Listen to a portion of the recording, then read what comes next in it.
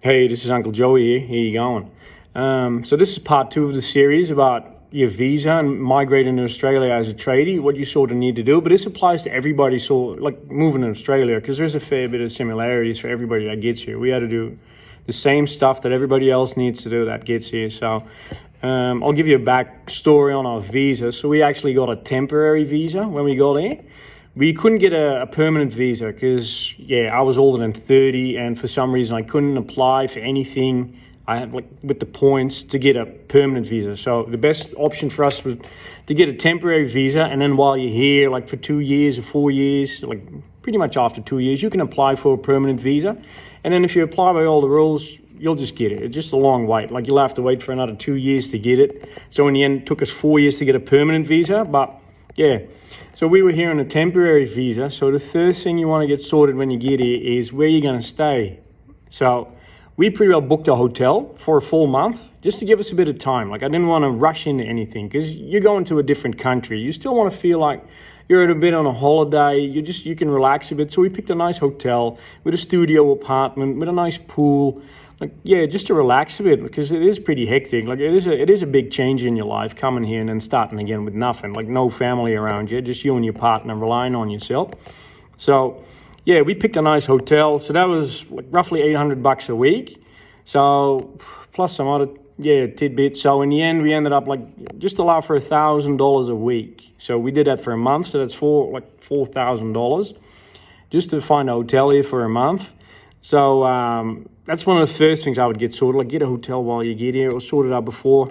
And then, so after that, what I would do is pretty much, so I'll tell you in the sequence what we did. So then you want to get a car sorted.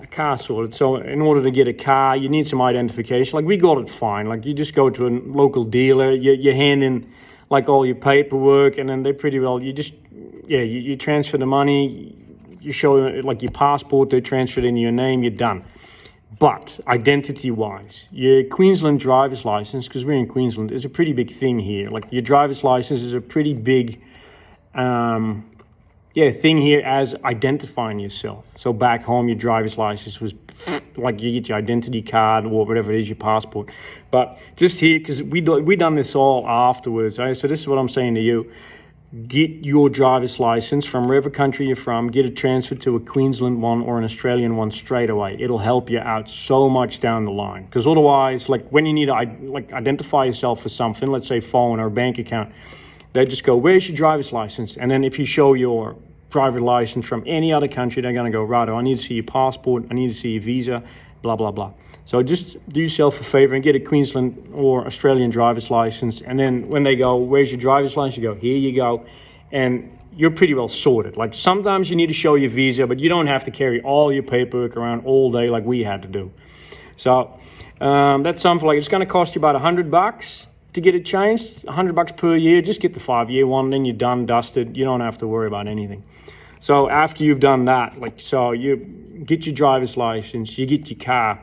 Open up a bank account. That's all something you can do pretty well on the same day. Like most of the time you can do it online, but there's still a heap of bank offices down here. So you just walk into a bank office, say, this is me, this is what I want to do. And then you just open a bank account, you get your debit card, like you're out of there in an hour, everything works. It's lovely. So then at least you have access to your money as well. So it could be like we did pretty well all of this in a single day, which was pretty hectic, to be honest, but it was really good. So open up your bank account, get your license, get your car. Then I think the second week we started looking for I've got a leak in head gasket. It's 36 degrees and the humidity is horrendous. So I would say after that, talk to some local real estates, walk into an office, and then see if you can find a rental property. For us, it was pretty easy because we got here like the start of 2016. So there was plenty of availability then. Now it's a different story.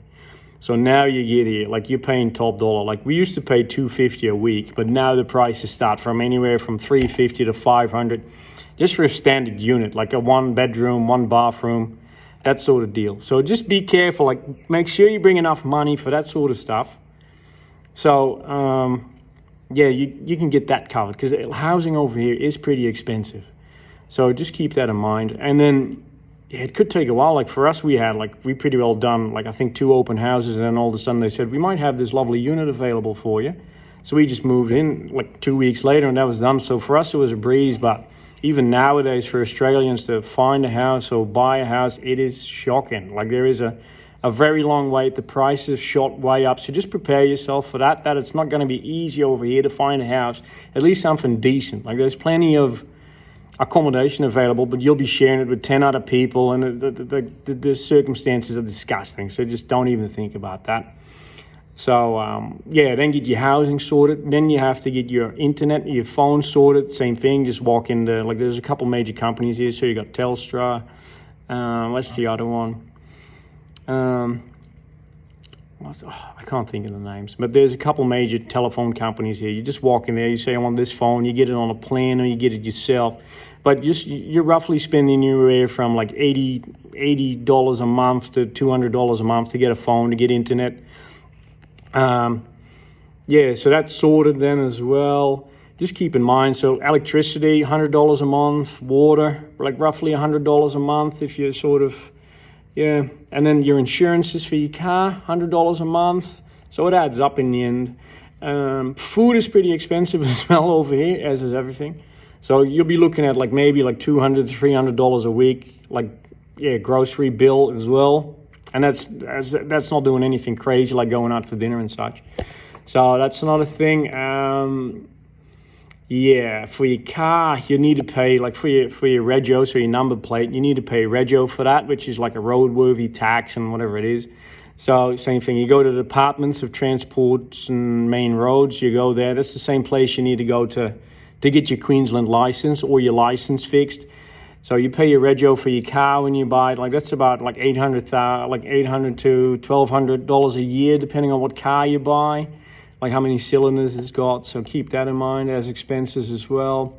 For my work, I had to get a plumber's license, which same thing, I had to apply, get a license. That was like $500 to get started. So that's $500 that was gone. To work in construction here, you need a white card, which is pretty easy to do. It's just something like, what's safe, what's not. So that's about $100 to get it, and then you can work in construction here regardless.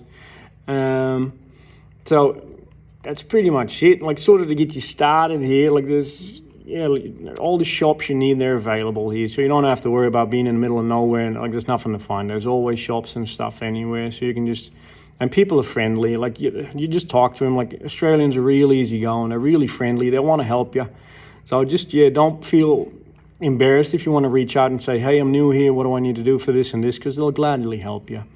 So that's more on, how you sort of, when you get here, what you need to sort out in the first month or so. But housing is a big one. Keep that in mind, fellas. Like I've heard stories of people buying houses overseas and then actually moving here and then finding out that the place is a dump and then like pretty well unlivable. So I don't know, depending, like if you have any relatives here and they can sort you out with something, you can stay with a relative or stay with a couple friends. Like that should buy you a bit more time, but we had nothing. Like we just started from scratch. So we had to get that hotel. We had to find a rental property pretty quick. And then, we finally bought a house after 4 years, which was really good. Like the house prices were still low. So we live on a beautiful block, nice and quiet, nice and peace. So in the end, it's what we wanted for, like what we couldn't find back home, we found here. Because back home, it's all, like everybody just lives on top of each other. Like you're all in each other's back pocket. Like everybody's always watching you. There's no privacy, at least over here, depending on where you live, I suppose. But it's lovely here. Like I couldn't afford the place I've got here back home, like with that sort of money I was on. But over here as a trader, you make a decent wage, and depending on how you spend, you can make a really good living for yourself. So that's just a big heads up. Like what you would need to look out for. If you have any more questions or whatever you want to know, flick me a message in the comments, and then I'll help you out, and then I'll put a bit more information together, and we'll go for part 3. Right, everybody, have a good day.